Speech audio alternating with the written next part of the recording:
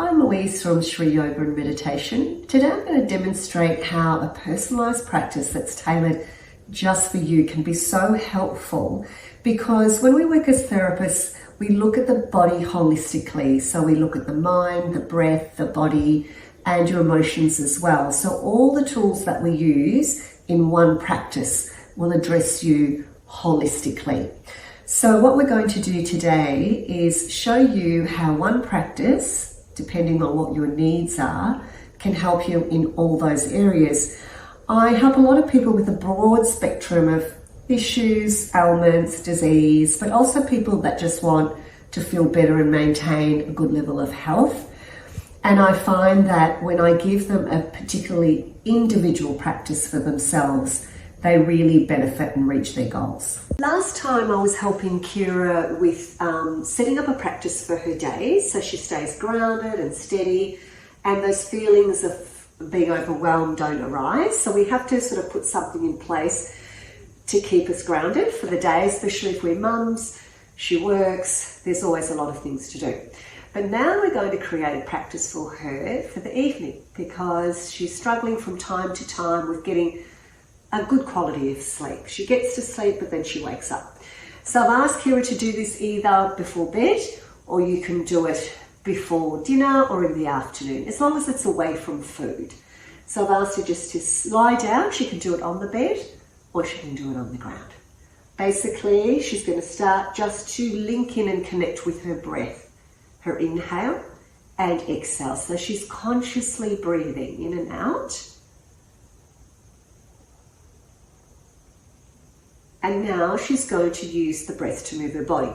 So she's going to inhale, taking the arms up and over, just to a comfortable position. You don't have to go all the way back. And then exhale, she's going to bring the arms down. And if she can, I've asked her to breathe through the nose on inhale and exhale. This is a really nice winding down at the end of the day. So Kira will do that, say 4 times in her practice, then she'll finish.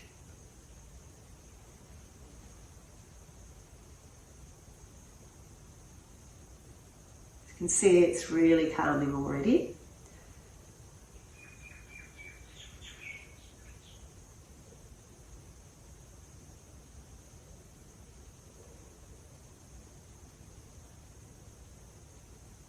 Great.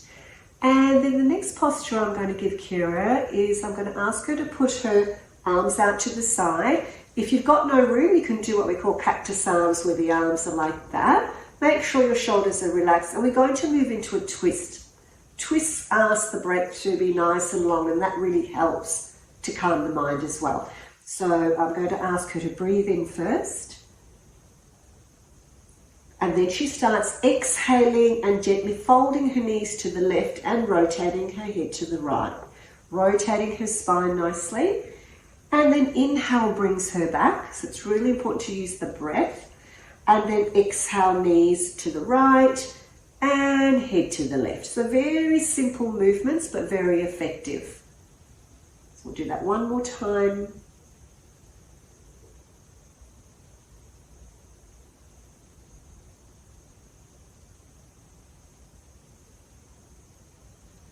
So Kira will do that 4 times again. Everything's going to be in 4s. Once she's done the 4, she's going to bring her knees in and realign her spine. This is a wonderful posture sequence for many different things: digestion, lengthening the breath, but we're using this to calm her mind. So the hands or the fingers stay forward onto the kneecaps. Elbows are tucked in. I'm just going to adjust her hands. Beautiful. All right, so we're going to start with an inhale, and her knees are going to move towards me. Breathing in, knees come forward. And then she starts her exhale, and the exhale helps her to bring the knees in, stretching her lower back, middle back, upper back, and gently massaging all her digestive organs as well. Keep going. And you can see that with one posture, we can address a whole lot of things. But this nice calming practice is going to help her with her sleep. And we'll just do one more.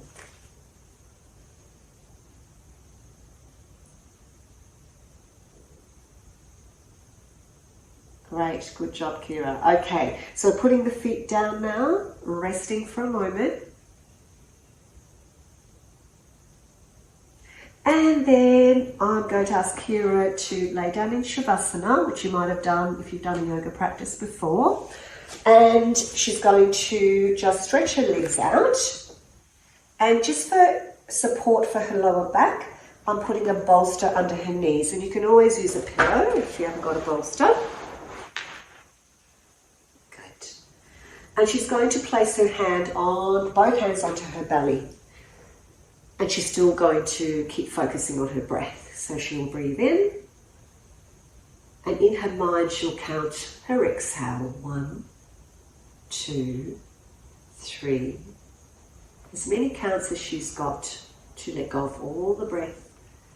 Inhaling.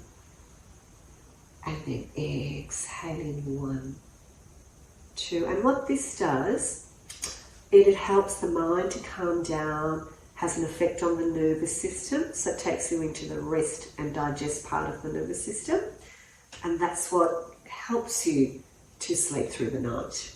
And you can actually do that through the night if you get up. So I've told Kira if she gets up in the night, she might need to get up and have a water, or she might just go straight into this breathing technique to help her to go back to sleep.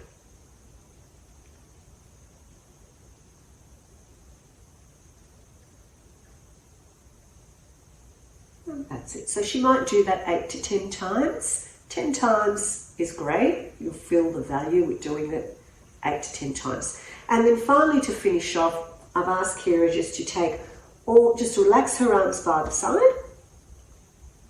And then just to take her attention to each part of her body, starting at her feet and breathing into her feet and her shins and her knees and her thighs all the way up to her neck and shoulders, arms, hands and fingers. So just mindfully placing your attention to each part of the body and finally the face. So by then you would have calmed the mind, prepared the body and mind for sleep, and you should be able to get a really good quality of sleep through the night and feel refreshed for the morning. So if you like what you saw today, like and subscribe and drop us a comment, and we can help you with any questions you might have.